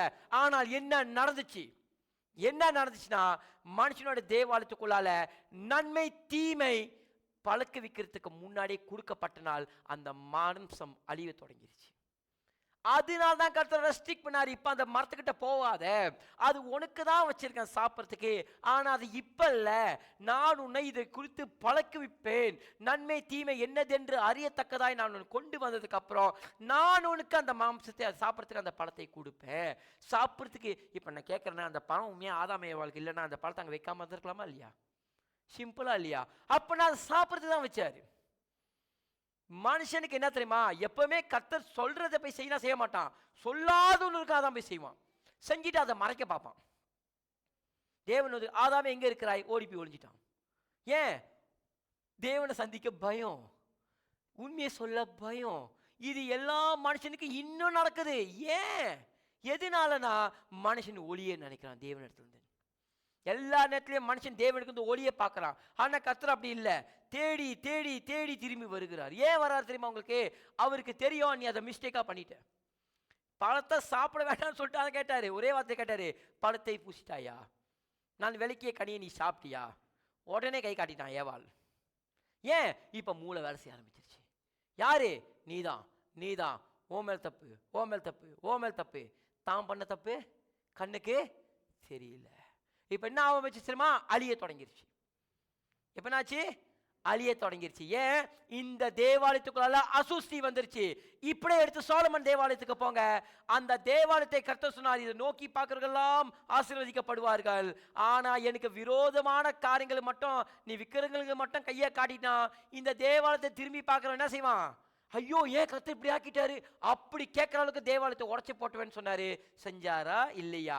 அவன் பண்ணானா பண்ணலையா? ஆதாம் ஏவாள் தோட்டத்தில் நடந்த ரெப்ளிகா தான் இங்க நடந்துச்சு. என் வார்த்தை விளங்குதா உங்களுக்கு? ஏன்? தேவனை சேவிக்கிறதை பாட்டிலும் பிசாசை சேவிக்க போயிட்டாங்க. அவன் சத்தத்துக்கு செவி சாச்சாங்க. தேவன் தேவாலயத்தை நொறுக்கி போட்டார். அந்த தேவாலயம் அழிஞ்சு போச்சு. என் வார்த்தை விளங்குதா உங்களுக்கு? இன்றைக்கும் நீங்கள் உங்க இந்த வார்த்தை உங்க காதுல கேட்குமானால் உங்க இருதயத்தை தேவனிடத்துல திருப்புங்க. ஆண்டவரே, உங்க சத்தத்தை மட்டும் நான் சரியா கேட்டுருணும். ஆண்டவரே, நான் எங்கேயோ மிஸ்டேக் பண்ணா ஆண்டவரே அது சரியா ரீஅலைன் பண்ணுங்கன்னு கேளுங்க. நான் போன வாரம் அதை பற்றி பேசினேன். Realign in the part of God. உங்களை திரும்பி ரீஅலைன்மெண்ட் பண்ணிடணும். எப்படி ஒரு உதாரணத்துக்கு சொல்கிறேன், எப்படி உங்கள் வாகனத்தில் அலைன்மெண்ட் ஓடிடுச்சோ நீங்கள் அப்படியே ஓட்டிகிட்டு போனீங்கன்னா எதையாவது ஒரு பிரச்சனையை கொடுத்துரும். ஒன்று டயரை சாப்பிட்றோம், இல்லை நீங்கள் அசராக கையை எடுத்துட்டீங்கன்னா வண்டி வேறு கொண்டு போய் செலுத்திடும். நீங்கள் அலைன்மெண்ட் பண்ணலைன்னா உங்கள் வண்டி ஆபத்தில் போயிட்டு இருக்குன்னு அர்த்தம். நீங்கள் உங்கள் வாழ்க்கையை திரும்பி தேவனுடைய பாத்துக்குள்ளால அலைன்மெண்ட் பண்ணலைன்னா உங்கள் வாழ்க்கையை எங்கேயோ போய் முட்டி நிற்கும். முட்டி நின்று அதோட சேதாரம் அதிகமாக இருக்கும். ஏனென்றால் அதோட வீல் மாஸ்டர் பிசாசு.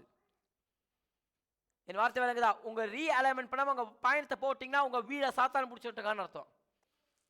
அதை விட்டுட்டு ஸ்டேரிங் இந்த கையை எடுறான்னு சொல்லி தேவனை ஆவியானவரை கொண்டு திரும்பி பிடிச்சிட்டிங்கன்னா சரியான பயணத்தில் நீங்க போவீங்கன்னு அர்த்தம். இன்னைக்கு இதுவும் நடந்து கொண்டே தான் இருக்குது. அதனால சொன்னேன், சாத்தானுடைய தந்திரத்திலே பெரிய தந்திரம் தேவாலயத்தை கெடுத்து போட்டது.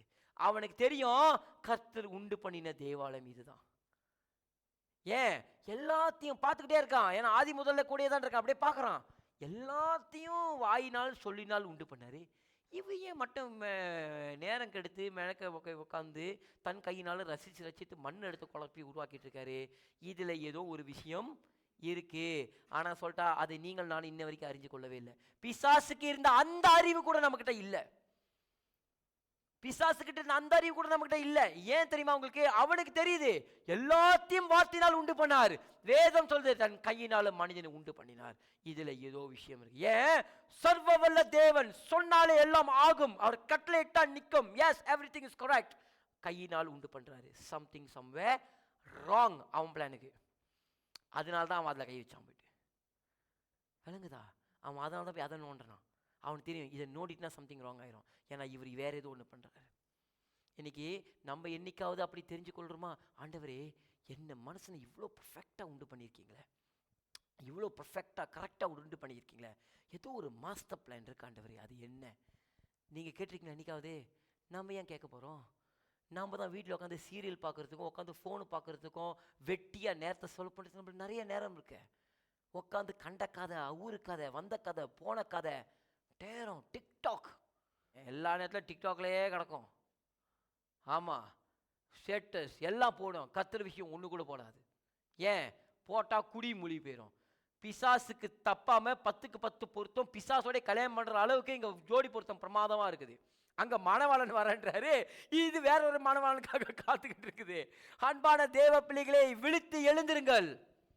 தேவனிடத்திலிருந்து அபிஷேகங்களை பெற்றுக்கொள்ளுங்கள். வார்த்தை உங்களுக்கு ஜபிச்சு அபிஷேகம் கொடுக்கணும் அவசியம் இல்லை. நீ உண்மை உள்ளவனா இருந்தா உன் மேலே இறங்கும். நீ உண்மையாக கர்த்தரிடத்தை கேட்டுப்பாரு, உன் ஜபாரையிலே கர்த்தர் அபிஷேகங்களை இறக்குவார். அநேக பரிசுத்தவான்கள் சாட்சி கொடுத்துருக்காங்க. அவங்க ஜபாரைகளை தேவனை சந்திச்சாங்க. வீட்டுக்குள்ளால தேவனை தரிசிச்சாங்க. எங்கெங்கயோ தேவனை பார்த்தவங்களா இருக்காங்க. என் வார்த்தை விளங்குதா? ஏன்? கட்சி காலத்தில் கர்த்தர் பயங்கரமான ஊழியக்காரங்களை எதிர்பார்க்கிறார். வல்லமையான ஊழியக்காரங்களை எதிர்பார்க்கிறாரு. உலகத்தை இன்னும் ஒரு விசை அசைக்கிறதுக்கு தேவன் ஊழியக்காரர்களை தேடிக்கொண்டிருக்கிறார்கள். தேவன் தேடிக்கொண்டிருக்கிறார். ஏன்? இன்னைக்கு பிசாசோடைய ஆதிக்கம் தலைவிரிச்சி ஆடுது. இந்த திருத்தூத்துக்குள்ளால மாட்டிக்கிட்டு அழுக்கு வஸ்திரத்தை கொண்டு தேவன் முன்னுக்கு போய் நிற்கிற யோசுவாக்கள் இன்னும் இருக்கிறார்கள். ஆனால் கர்த்தர் கிருபை உள்ளவர். அந்த அழுக்கு வஸ்திரத்தை களைத்து போடு, அவனுக்கு புதிய வஸ்திரத்தை கொடுன்னு சொல்றதுக்கு தேவன் தயாரா இருக்கிறார். இங்க எத்தனை பேர் நாம தயாரா இருக்கிறோம்? இது உங்க இடத்துல ஒரு கேள்வியாய் போட நான் விரும்புகிறேன். இது உங்க இருதயத்துல போட்டு இது ஓடும் நான் எதிர்பார்க்கிறேன். இங்க கவனிங்க. அப்ப நம்மளுக்கு தெரியும் முதல் தேவாலயம் விழுந்து விட்டது. அப்ப ரெண்டாவது தேவாலயம் செருபாபேல் தலைமையில கட்டினாங்களா இல்லையா? இப்ப முதல் தேவாலயத்துக்கும் ஆதாமுக்கும் முதல் தேவாலயம் சாலமனுக்கும் சம்பந்தம் இருக்கும்னா, ரெண்டாவது தேவாலயம் செருபாபேல் தலைமையில் வந்து கட்டும் பொழுது அந்த தேவாலயத்துக்கும் ரெண்டாவது பிந்திய வந்திய ஆலயமாகிய ரெண்டாவது ஆதாமாகிய இயேசுக்கும் சம்பந்தம் இருக்குமா இருக்காதா? நம்மளுக்கு தெரியும் ஃபர்ஸ்ட் டெம்பிள் இஸ் ஆடம். வேதம் சொல்லுது ரெண்டாவது ஆதாம் யாரு? இயேசு வந்தார். அப்ப முதல் ஆலயம் ஆதாம், ரெண்டாவது ஆலயம் இயேசு. அப்ப முதல் ஆலயம் சாலமன் கட்டின ஆலயம் என்றால், ரெண்டாவது இயேசு வந்த ஆலயம் செருபாபேல் கட்டின தேவாலயம். அது எப்படி இருந்துச்சுன்னு பார்க்கலாமா? எடுத்து வாசிங்க, என்னோட எடுத்து வாசிங்க. ஹாகாய் 2வது அதிகாரம் 3வது வசனம். இந்த ஆலயத்தின் முந்தின மகிமையை கண்டவர்களில் உங்களுக்குள்ளே மீதி உள்ள இருக்கிறவர்கள் யார்? என்னத்தம்மா கேட்கிறாரு? பழைய தேவாலயத்தை பார்த்தவர்கள் இங்க யார் இருக்கீங்க? அந்த பழைய மகிமையோட, அந்த பழைய டெம்பிளோட மகிமை, ஏன்னா அது ரொம்ப மெஜஸ்டிக்கா கட்டினாராம். அந்த தேவாலயத்தை, பழைய தேவாலயத்தை அழிச்சிட்டு தான் இப்ப திரும்பி ரெண்டாவது தேவாலயம் கட்டப்பட்டுச்சு. ஏன்னா அது பாபிலோன் ராஜா வந்து தகர்த்து போட்டு போயிட்டு அது வந்து பிடிச்சி என்ன செஞ்சுட்டாங்க, அதை அழிச்சிட்டாங்க. ரெண்டாவது தேவாலயத்தை அழிச்சது ரோமன்ஸ் எம்பையர். கவனிங்க, முதல் தேவாலயத்தை செருபாபேல் தலைமையில் அழிச்சு போட்டாங்க. சரியா? எரிச்சு விட்டு போயிட்டாங்க, உடச்சு விட்டு போயிட்டாங்க. அப்ப ரெண்டாவது ஆலயத்தை திரும்பி கட்ட வந்திருக்காங்க. அப்ப வசனம் கேட்குது என்ன தெரியுமா? முதல் ஆலயத்தை அதோடைய மகிமை குளோரியை யாரெல்லாம் பார்த்திருக்கீங்க இருக்கீங்கன்னு கேட்டுட்டு தொடர்ந்து வாசிங்க. இப்பொழுது இது உங்களுக்கு எப்படி காண்கிறது? இது இப்போ உங்களுக்கு பார்க்க எப்படி இருக்குது? அதற்கு இது உங்கள் பார்வையில் ஒன்றும் இல்லாதது போல் காண்கிறது. அதுக்கு இது ஒன்றுமே இல்லாத மாதிரி இருக்குன்னா இது எப்படி இருக்கு? இப்ப இது நல்லாவே இல்லை. இந்த தேவாலயம் நம்ம நினைக்கிற மாதிரி அவங்க ரொம்ப அழகா ஃபர்ஸ்ட் தேவாலயம் கட்டுற அளவுக்கு அது பிரம்மாண்டமா கட்டல. இன்னைக்கு ரொம்ப பேர் நினைப்பாங்க 9வது வசனத்தை வச்சுட்டு இதை பேசிடுவாங்க. அது நான் பிறகு வரேன். இந்த தேவாலயத்தை திரும்பி கட்டும் பொழுது இவங்க யாரு? அஸ்தசேசா ராஜாவோடைய அந்த ட்ரெஷர் கிட்ட இருந்தா அப்படிதான் அந்த பணத்தை கொண்டு தான் இந்த அலங்கத்தை கட்ட வேலை தொடங்குனுச்சு. அகஸ்பேருன்னுவாங்க, அர்த்தசேசான்னுவாங்க, ரெண்டும் ஒண்ணுதான். கவனிங்க என்னப்ப இப்ப இந்த தேவாலயத்தை திரும்பி கட்டும் பொழுது இங்கிருந்து ஃபண்ட் எடுத்து தான் கட்டுறாங்கன்னு வச்சுங்க, எல்லாரும் சேர்ந்து கட்டுறாங்க. இந்த தேவாலயத்தை முதல் தேவாலயம் மாதிரி மகிமையா கட்டலாம் வசனம் சொல்லுது. ஏன்னா வசனம் கேட்குது என்னதுன்னு, முதல் தேவாலயத்தை பார்த்தவங்களா யாருங்க இருக்கீங்க? யாரும் மிச்சம் மீதி இருக்கீங்க? வயசான கலவனுங்களா சொல்லுங்க. அந்த தேவாலயத்துக்கு இந்த தேவாலயம் ஒண்ணுமே இல்லை தானே? அவன் சொல்றாங்க ஒண்ணுமே இல்லை. ஏன்? பழைய தேவாலயம் எப்படி இருந்துச்சு தெரியுமா? நல்லா மெஜஸ்டிக்கா, அதோடைய பாய்ச்சலாம் எப்படி இருந்துச்சு, அச்சோ அது எப்படி அழகு. இந்த தேவாலயம் இப்படி இருக்கு. தேவன் என்ன சொல்றாங்க? அந்த தேவாலயத்தை கொண்டு வாசிமா 9வது வசனம். முந்தின ஆலயத்தின் மகிமையை கர்த்தர் சொல்றாரு, முந்தின ஆலயத்தின் மகிமை காட்டிலும் இந்த பிந்தின ஆலயத்தின் மகிமை பெரியதா இருக்கும் என்று சேனைகளின் கர்த்தர் சொல்லுகிறார். ஹalleluya, கரங்களை தட்டுங்க. இதான் கர்த்தர் சொல்லுகிறார். இதை கேட்கும்போது நம்மளுக்கு கூட ஒரு கிளுகிளுப்பு ஒண்ணு வரல. ஏன் வரல தெரியுமா உங்களுக்கு? பிந்திய வந்த ஆலயமாகியது இயேசு கிறிஸ்துவோடைய ஆலயம். அது இவங்களுடைய ஆலயத்தை காட்டிலும் இன்னும் அதிகமான மகிமை கொண்டிருக்கும். ஏன்? முதல் ஆதாம் விழுந்தான், அவன் ஆலயம் மகிமை இல்லாத இருந்துச்சு. மனுஷன், முதல் மனுஷன், ஆமா, பிந்திய ஒரு ஆதம் வந்தாரு. அவர் இடத்துல நம்ம விரும்பத்தக்க ரூபம் எதுவுமே இல்லை. ஆனா அவர் தேவனாகிய கர்த்தர் மாம்சத்தை வெளிப்பட போகிறார். அந்த முந்தைய ஆதாம் காட்டிலும் பிந்திய ஆதாம் இன்னும் அதிக மகிமையா இருந்தார். அதான் நம்ம குருந்துல பார்த்தோம். இந்த தேவாலயத்துக்கு சொந்தக்காரர் நீங்கல்ல, இதுக்கு சொந்தக்காரர் ஒருத்தர் வராரு. இதோட ரைட்டை கிளைம் பண்ணும்படி அவர் வந்துகிட்டு இருக்கார். இந்த தேவாலயம் என்னோடது, நான் தான் உங்களை படைத்தேன், நீங்க எண்ணக்கூடியவர்கள் என்று உங்களை பெற்றுக்கொள்ள அவர் வந்து கொண்டிருக்கிறார். மணவாளன் வந்து கொண்டிருக்கிறார். ஏன்? அவர் உங்களை ரட்சிக்கும்படிக்கு உங்களுக்கு பரிசுத்த ஆவியினுடைய முத்திரையை கொடுத்து தேவாலயத்தை சீல் பண்ணி வச்சிருக்காரு. இந்த தேவாலயத்தை நான் மேலே கொண்டு போறேன். ஏன்? என்னோட நித்தியமா இது வாழ போகுது. இதாங்க அவருடைய மாஸ்டர் பிளான், மாஸ்டர் ஸ்ட்ரோக். இதை புரியாம தான் இன்னைக்கு என்ன பண்றாங்கன்னா, எதேதோ பண்ணிட்டு இருக்காங்க ஊழியத்துல, எதையோ பண்ணிட்டு இருக்காங்க, என்னென்ன கேடுகளோ பண்ணிட்டு இருக்காங்க. அன்பான தேவ பிள்ளைங்களே, உங்களுக்கு சரியான சத்தியம் சரியாய் போதிக்கப்படுது. உங்க இருதயத்தை தேவனிடத்துல திருப்புங்க. என்னையோ இங்க இருக்கிற மூப்பருக்கு யாரையும் பார்க்க முடியாது, யாரும் உங்களை காப்பாற்ற முடியாது. நாங்க காப்பாற்ற மாட்டோம், காப்பாற்ற தெரியாது. ஏன்னா நாங்களே அவரை நம்பி இருக்கிறோம். நீங்களோ தேவனை நம்பி இருப்பீர்களானால் கர்த்தர் உங்களை ரட்சிக்க வல்லவராய் இருக்கிறார். இந்த வார்த்தையுடைய ஆழம் என்னன்றது இன்னும் உங்களுக்கு தெரியல. அதனால தான் இன்னைக்கு உலகம்னு உலகத்துக்கு ஒரு ஸ்டாப் வைங்க. உலகத்துக்கு stop. Stay where you are. ஏன் உலகத்துக்கு ஓட முடிஞ்ச எனக்கு கர்த்தருக்காக கொஞ்சம் கூட ஓட முடியலையே. கர்த்தருக்குன்னு வரும்போது ஏன் நான் பயப்படுறேன், நடுங்குறேன், தயங்குறேன்? ஏன் தயங்கணும்? ஏன் பயப்படணும்? இன்னைக்கு பிசாசு காதில் ஊதும் போதே உண்டோ, இருக்குதோ, செய்ய முடியாம போகுமோ, கர்த்தர் செய்யின்ட்டு உன்னால முடியுமா? அவன் கேட்கறது அவ்வளவுதான். சேர்த்த நீங்க ஏதாவது ஒரு விஷயத்தை உற்சாகமாய் தொடங்கலான்னு வருவீங்க, முடியுமா உன்னால? பிசாசு. கர்த்தர் ஊழியத்துக்கு அழைச்சிருப்பாரு, நானே தகுதி இல்லை. அது சொல்ல, நீ தகுதி இல்லாம இருக்க, நீ எப்படி ஊழியத்துக்கு வர? நான் தகுதியே இல்லையே, நான் ஒரு இப்படிப்பட்ட மனுஷனே. அவருக்கு தெரியாதா? அவருக்கு எல்லாம் தெரியும். அப்ப தயவு செய்து தேவனுடைய திட்டத்தை நம்ம சரியாய் விளங்கிக் கொள்ளணும். அப்ப தேவனுடைய மகிமை அவருடைய முந்தைய ஆலயத்தை காட்டிலும் பிந்திய ஆலயத்துல தான் மகிமையா இருந்தது. உங்களுக்கு புரியுற பாஷை சொன்ன அந்த தேவாலயம் இயேசு கிறிஸ்து அவர் தெரிந்து கொண்ட இந்த ஆலயம் அவருடைய ஆலயம். இதோட மகிமையும் அதிகமாக இருக்கும். உங்களுக்கு புரியுற இன்னொரு டேர்ம்ல சொன்னா, சபைன்னு சொல்லும் போது முதல் சபை ஏதேன் தோட்டத்தில் இருக்கு, ரெண்டாவது சபையாகி இந்த தேவாலயம் தான் நீங்களும் நானும். இந்த ஆலயத்தோட மகிமையும் அதிகமாக இருக்கு. ஏனென்றால் அது மனுஷனுடைய கருத்தினால் கட்டப்பட்ட தேவாலயத்துக்காக தேவன் வாசமாயில்லை. இரண்டாவது தேவாலயமாக இயேசு கிறிஸ்து ரத்தத்திலிருந்து பிறந்த திருச்சபைக்குள்ளால இந்த சரீரமாகிய தேவாலயத்துக்காக தேவ பரிசுத்த ஆவியானவர் தங்கி இருக்கிறார். இது அதிக மகிமையாக இருக்கிறது. கருத்துக்காரங்களை தட்டி தேவனை மகிமைப்படுத்துவார். இந்த சரீரம் தான் தேவனுடைய மகிமையின் ஆலயம். நீங்க உங்க சரீரத்தை பரிசுத்தமாய் காத்து கொண்டீர்களா? ரொம்ப பேர் சொல்றாங்க தேவையில்லைன்ட்டு. அவர்களுக்கு தேவை இல்லைன்னா அது அவர்களுக்கு அழிவுள்ளது, அது அவங்களுடைய போட்டோம். உங்களுக்கு தேவை என்றால் அதை பெற்றுக்கொள்ளுங்கள். கர்த்தருக்காக இதை மகிமையாய் காத்து கொள்ளுங்கள். எந்த விசுவாசத்துக்கும் கிரியை இல்லாமல் இருக்காது, கிரியை இருக்கணும். You need to pay a price. There is a price for everything. என்னைக்கும் ஞாபகம் வச்சுங்க, எல்லாத்துக்கும் உள்ள விலை கரியம் உண்டு. தேவனுடைய மகிமையை பெற்றுக்கொள்ளணும், ஃப்ரீயா வராது. ரட்சிப்பு free, but you need to work to gain that victory. தேவனுடைய அந்த அதான் உங்க விசுவாசத்தை காத்துக்கொண்டு உங்க ஓட்டத்தை முடிக்கணும். என் விசுவாசத்தை காக்கணும்னு எனக்கு ஒரு வேலை இருக்குது. அதான் பவுல் சொல்றாங்க, பெரிய பட்டியல் கொடுக்குற கலாத்திய புத்தகத்துல, இவ்வித மனிதர்கள்லாம் இப்படிப்பட்ட பாவிகள்லாம் பரலோக ராஜ்யத்துல பிரவேசிப்பது இல்லைன்னு சொன்னா கூட அதை எடுத்து வச்சு காட்டிட்டு அதுக்கு மறுவாசல் கொடுக்குறவங்களும் இருக்காங்க. நீங்க அப்படிலாம் வஞ்சிக்கப்படாதீங்க. நான் சொல்றதை உங்க இருதயத்தில் ஏற்றுக்கொள்ளுங்கள். ஸ்ட்ரைஃப், தேவ ராஜ்யத்துக்குள்ளால நீங்க பலவந்தம் பண்ணப்படணும். விளங்குதா? Force your self. தேவனுடைய மகிமையை பெறும்படிக்கு அவருடைய மகிமை என்ற தேவாலயத்துக்குள்ள இறங்கணும்னா நான் இந்த தேவாலயத்தை அவருக்கு ஒப்பு கொடுக்கணும். இந்த தேவாலயம் உங்களுக்குரியது இல்லைன்னு சொல்லிட்டாரு. என் வார்த்தை விளங்குதா? இந்த தேவாலயம் உங்களுக்குரியது இல்லை. தேவன் பாவம் செய்வாரா? இல்லை தானே? ஒத்துக்கிறீங்களா? அப்ப இந்த தேவாலயம் உங்களுது இல்லைன்னா உங்களுக்குள்ளால பரிசுத்த ஆவியானவர் இருக்கும் பொழுது நீங்க பாவம் செய்யறீங்கன்னு ஒரு அதை பரிசுத்த ஆவியானவர் செய்ய வைக்கிறான்னு ஒத்துக்கிறீங்களா? இல்லை தானே? அது ஒத்துக்க முடியல.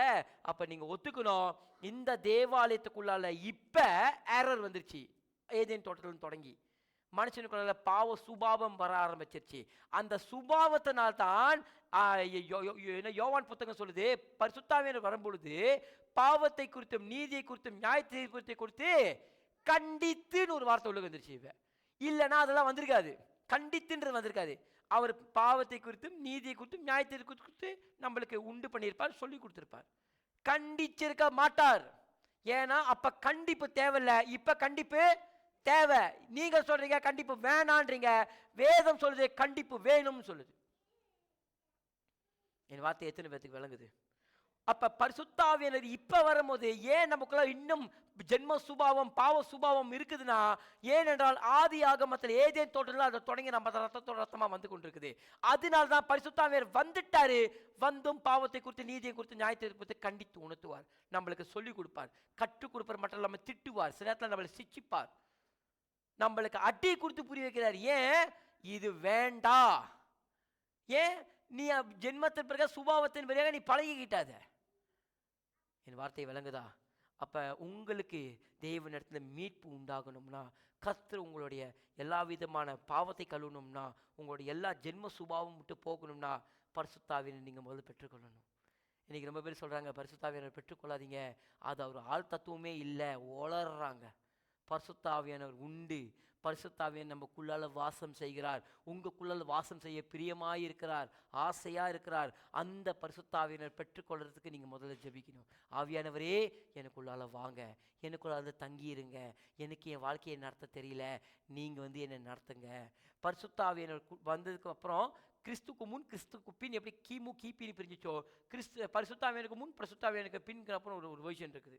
அவர் வந்ததுக்கு அப்புறம் பார்த்தீங்கன்னா உங்களோட கேரக்டர் மாறிடும். நீங்கள் அமைதியான ஆளாயிரம் மாறிடுவீங்க. இப்போ நான்லாம் பார்த்தீங்கன்னா முன்னைக்கு இப்போ ரொம்ப அமைதி. என்னையா சொல்கிறீங்க? ஆமாம், முன்னைக்கு இப்போ நான் அமைதி. ஆமாம், நிறைய சேஞ்சஸ் எனக்குள்ளாலையும், எனக்குள்ள ரொம்ப சேஞ்சஸ். ஆவியானவர் உங்களை மாற்றுவார், வேற ஒரு வேர்ஷனாக மாற்றுவார். அவருக்கு உங்களை ஒரு வேர்ஷனாக மாற்ற விரும்புவார். அந்த வேர்ஷனுக்கு உங்களை பாலிஷ் பண்ணுவார். அவருக்கு தெரியும் நீங்கள் இந்த மாதிரி ஒரு லைஃப், நீங்கள் இந்த ஸ்டாரி, இந்த பிரச்சனை, நோ ப்ராப்ளம், நான் உன்னை மாற்றுறேன். அவருக்கு தெரியும் உங்களை எப்படி பட்டத்தீட்டணும், உங்களை எப்படி பாலிஷ் பண்ணணும். அவருடைய மகிமைக்கு தகுதாய் உங்களை மாற்றி கொண்டு வந்துடுவார். எப்போ தெரியுமா? அவரே மகிமையான ஆவியானவர், அவர் என் மேலே தங்கி இருக்கிறார், நான் அவரை வர வைக்கின்றேன், அவரை நான் பெற்றுக்கொண்டிருக்கிறேன், நீங்கள் என்குள்ளால் தங்கி இருங்கணும் போது இந்த தேவாலயத்தோடைய மாஸ்டர் அவர் மாறிடுவார். விளங்குதா உங்களுக்கு? அதனால தான் பாருங்களேன், நம்மளுடைய உறவு தேவனுடைய ஆசாரியர்கள், ராஜாக்கள் இப்படியே தான் போகுது. இந்த பிசாஸ் தான் உங்களை பெரிய பிஸ்னஸ்மேன், பணக்காரன், மில்லியனர் இப்படின்னு உளறிட்டு இருக்கா. அதெல்லாம் பிசாசுக்கார காரியம். தேவன் எப்படி தெரியுமா? ஆசாரியர். இப்போ பார்த்தீங்கன்னா தேவன் நான் ஏற்கனவே ஒரு ரகசியம் உங்களுக்கு சொல்லியிருந்தேன், இது என் வாதியார் சொன்னது. அதாவது தேவன் தோட்டக்காரர் அப்படின்ற மாதிரி ஒரு விஷயம் தெரியாதவங்களுக்கு நான் ஒரு நாள் சொல்கிறேன். தேவன் தன்னை காட்டிக்கும் போது எப்படி காட்டுவார்? தோட்டக்காரனை காட்டிக்குவார், ரொம்ப ஹம்பிளாக காட்டிக்குவார். ஆனால் அவருடைய மெஜஸ்டிக் நீங்கள் சேலஞ்ச் பண்ணிட்டீங்கன்னா த்ரோன் மேலே ஏறி உட்காந்துருவார். அவர் த்ரோன் மேலே ஏறி உட்காந்தாருன்னா அத்தனை காலம் முழுக்க காலை போட்டுரும், முழங்கால் யாழ முழங்கால் இட்டுரும். அவர் நாமத்துக்கு முன்பாக எல்லாம் முழங்கால் இட்டுரும். ஆனால் அதே மெஜஸ்டிக் காட் நம்ம கூட சகோதரராக நடந்து வருவார், நண்பராக நடந்து வருவார், தகப்பனாக வருவார், தாயாக இருப்பார், நம்மளை தேற்றுக்கிற தேற்றுவாளனாக இருப்பார், அழுந்தா நம்மளோடு சேர்ந்து தோல் கொடுக்குறவராக இருப்பார், ஆறுதல் கொடுக்குறவராக இருப்பார். அவர் மகிழை மட்டும் கையை வச்சிங்க, யூத ராஜசிங்கமாக 1.5 நொடியில் மாறிடுவார் அவர். நான் சொல்கிறேன், இன்றைக்கி ரொம்ப பேர் அப்படி தான் அவருடைய மீசையை பிடிச்சி இழுத்து பார்க்குது. நான் அதாவது தான் ஒரு பூலிக்காரர் பேசுகிறேன், ரொம்ப பிடிச்சி போச்சு. அவர் சொல்கிறாரு, நீ பார்த்த இயேசுலாம் யார் தெரியுமா? உனக்காக அடி வாங்கி ரத்த சிந்தி செத்த இயேசுவை பார்க்க அவர் திரும்பி அடிச்சு நீ பார்க்கலையேன்னு கேட்டார். இந்த நேரத்தை சங்கீதத்தை எடுத்து வாசிக்கணும் ஆசையாக இருக்குது. குமாரன் கோபம் கொள்ள விடாதபடிக்கு அவர் நடந்து போயிட்டே இருக்கும் போது போய் ஒப்பிடுறாரு ஒழுங்கா. அதை விட்டுப்புட்டு குமாரன் என்ன வேணா செஞ்சா ஏத்துக்குவாரு மட்டும் களியாட்டம் நினைச்சிங்க, அது உங்க மடத்தனம். ஏனென்றால் அவர் எரிச்சல் உள்ள தேவன்றதையும் மறந்துடாதீங்க. அவர் கிருபை உள்ளவர் தான். கிருபைனா என்னவோ அவர் ரோபோட் இல்லை. இப்போ நான் கிருபையோட சிப் சொல்லிட்டேன், இப்போ நான் கிருபை உள்ளவராகவே இருப்பேன்ட்டு நீ தப்பு கணக்க போடுற. அவர் ஆல் ரவுண்ட் காட். அவர் கர்த்தராக இருக்கிறதுக்கு ரொம்ப கரெக்டாக இருக்கிறாரு. அவர் தான் தேவன், அவர் தான் கர்த்தர். அவரை போய் நோண்டி சீண்டி பார்க்கக்கூடாது. அப்போ அவர் எரிச்சுள்ள தேவனை வெளிப்படுத்தி காட்டுவார். அப்போ நீங்கள் விளங்கி கொள்ளணும், நான் என் தேவனை என் சரீரத்துக்குள்ளால வர வைக்கணும். ஏன்? அவருடைய ஆவியத்துக்குள்ளார தங்கி இருக்க முடியும் வேதம் சொல்லுதே. இந்த ஆலயத்துக்குள்ளால அவர் மகிமை இறங்கட்டும். என் வார்த்தை விளங்குதா? அப்போ நீங்கள் அவருடைய ஆலயத்துக்கு அவருடைய மகிமை இறங்க ஜபிக்கணும், ஒப்பு கொடுக்கணும். ஆவியானவரே என் சரீரத்தில் இறங்கி வாங்க, பரிசுத்த ஆவியானவரே என் மேல் தங்கிருங்க. அப்போ எடுத்து வாசிக்கலாம் 1 கொரிந்தியர். அப்போ நம்ம எப்படிப்பட்ட தேவாலயமாக இருக்கணும்ட்டு நான் சும்மாலாம் சொல்ல. ஆரம்பிக்கும் போது 1 கொரிந்தியர் 6:19 ஆரம்பிச்சுமா, முடிக்கும் போது 1 கொரிந்தியர் 6:20 முடிப்புமே. எடுத்து வாசிங்கம்மா. கிரயத்துக்கு கொல்லப்பட்டீர்களே. கிரயத்துக்கு கொல்லப்பட்டீங்கன்னா you are be bought for a price. ஒரு விலை கொடுத்து உங்களை வாங்கியிருக்காராம். இதை பாருங்க, அவர் கையினால் உண்டு பண்ண இந்த தேவாலயத்தை அவர் தன் விலையை செலுத்தி திரும்பி வாங்கினாராம். எப்படி இருக்கு கேட்கறதுக்கு? ஏன்? மனுஷனுடைய இயலாமையினால் அதை பிசாசுக்கு விட்டு போட்டான். மனுஷன் பிசாசுக்கு விட்டு போட்டான். அதனால தான் சொல்றாரு, இப்ப நான் சும்மா அவனை வாங்க முடியாது, நான் இதுக்கு ஒரு விலைக்கரியை செலுத்துறேன். அதனால தான் பார்த்தீங்கன்னா தேவனுடைய தேவாலயம், எருசலேத்தோட தேவாலயத்தை கட்டும் பொழுது பார்த்தீங்க, இது கூட அதை நீங்கள் ஆவிக்குரிய அர்த்தமாக எடுத்துக்கொள்ளலாம். தேவன் அந்த தேவாலயத்தை அரவணாவுடைய களம்னு இருக்கும். தாவீது அந்த எபிசு மலையை பிடிச்சாரா இல்லையா? பிடிச்சிட்டாரு. பிடிச்சதுக்கு அப்புறமா பார்த்தீங்கன்னா 300 சேக்கல் தங்கம் நினைக்கிறேன், 60 சேக்கல் வெள்ளி, என் கணக்கு சரினா, அந்த கணக்கு சரியா ஞாபகத்தில் இல்லை, ஏன்னா அது பரலோகத்துக்கு கொண்டு போய் சேர்க்காது, நீங்கள் போய் தேடிக்கங்க. அந்த விலைக்கரைத்தை கொடுத்து வாங்கினார்னு இருக்கும், தன் சொந்தமாய் பிடித்த நிலத்தை. எபிசியருடைய ராஜா கிட்ட அந்த நிலத்தை பிடித்தாலும் அந்த அருணாவுடைய களத்தை காசு கொடுத்து வாங்கினார் இருக்கும். விலைக்கரத்தை செலுத்தி வாங்கினார் தேவனுடைய தேவாலயத்தை. அதுதான் கிறிஸ்துவும் இங்க செய்கிறார்.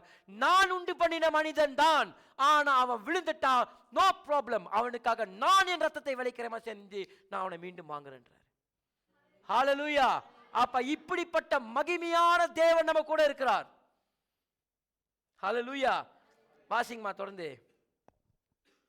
கிரியத்துக்கு கொல்லப்பட்டீர்கள், ஆகையால் தேவனுக்கு உடையவைகளாகிய உங்கள் சரீரத்தினாலும் உங்கள் ஆவியினாலும் தேவனை மகிமைப்படுத்துங்கள். 2 காரியங்களா தேவனை மகிமைப்படுத்துங்கள். சரீரத்திலும் மகிமைப்படுத்துங்கள், ஆவியினாலும் மகிமைப்படுத்துங்கள். 2மே சரியா இருக்கணும். உங்களால முடியுமா? முடியாது. ஏன்னா நம்மளுக்கு தான் தெரியுமா, ஆவியும் மாம்சமும் ஒண்ணுக்கொண்ணு இச்சிக்கும், சண்டை போடும், குத்திக்கும், 2 ஒண்ணு வெஸ்லிங் ஆடும். ஆனால் இதுல ஆவி ஜெயிச்சிடும். ஏன் தெரியுமா? இப்போ நம்மளுக்கு தெரியும், ஒருத்தனை இப்போ யார் ஸ்ட்ராங்கான ஒரு ஆள், இப்போ மூப்பர் இருக்கிறாரு, இப்போ மூப்பரை போய்ட்டு நீங்கள் போய் பட்டாரம் எட்டி பிடிச்சிட முடியுமா? ஒரு 4 பேர் சேர்ந்து அவர் அமுத்திடலாம். ஆமாவா இல்லையா? ஒரு 4 பேர் சேர்ந்து அமுத்திடலாம். அவர் ஆவியை பிடிக்க முடியுமா? முடியாது. ஏன்னா ஆவி கையில் பிடிப்படாது. ஞாபகம் வைத்துக் கொள்ளுங்க. என் வார்த்தை விளங்குதா? மாம்சம் பலவீனமானது, அது ஏறவன அடிக்கலாம். ஆனால் அதை ஆவி ஆள விட்டீங்கன்னா அது மாம்சத்தை அடைக்கும். ஏன் தெரியுமா? நான் மனசன், நான் தானே பெரிய இவரு, நான் ஒரு பெரிய இவராச்சே. நீ யார வேணா இரு, உனக்குள்ளால் இருக்கிற ஆவி வெளியே போச்சுன்னா நீ போனோம். அப்போ உண்மையான பலசாலி யாரு? இந்த மாம்சத்தை ஏற்கிற பலசாலி யாரு? ஆவி. நீ அந்த ஆவிக்கு இடம் கொடு, உன் மாம்சத்தை அது பார்த்துக்கும். அந்த ஆவி கிட்ட நீ ஆவியானவரை கொடு, இந்த ஆவி தூக்கி அந்த ஆவியானவரை கொடு, உன்னை பலமானவரை மாத்திடுவாரு. ஒன்றுக்குள்ளாக இருக்க உள்ளான மனுஷனை மாற்றினார்னா அது அப்படியே கொஞ்சம் கொஞ்சமாக மாறி இது அப்படியே இந்த மகிமை இந்த தேவாலயத்தில் ரிஃப்ளெக்ட் பண்ண ஆரம்பிச்சிடும். அங்கே பார்க்கும் போது அவன் பார்ப்பான், எனக்கு நீ தெரியல, எனக்கு உன் பின்னாடி கர்த்தர் தெரியல நினைக்கிறேன், ஏதோ ஒருத்தர் நிற்கிறாரு, யார் அது? யாரு?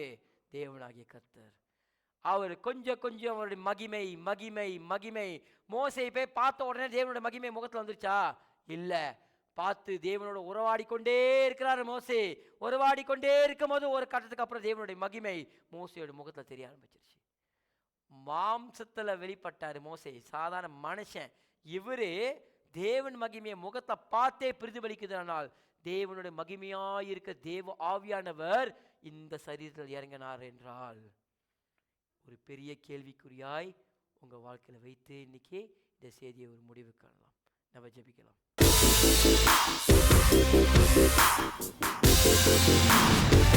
Thank you.